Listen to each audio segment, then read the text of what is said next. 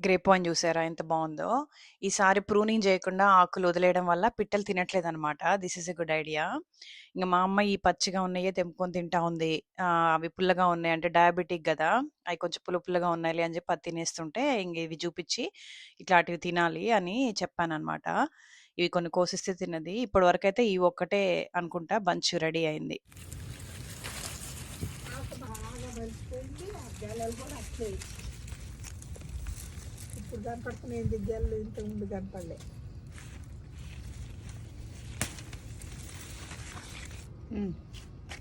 ఓహో, ఈ కలర్లో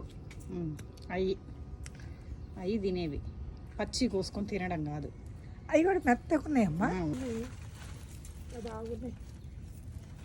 మళ్ళీ పచ్చి కోసుకొని తింటావు. ఏ దుప్పలు పొల్ల తీయక లేకుండా అన్నమాట.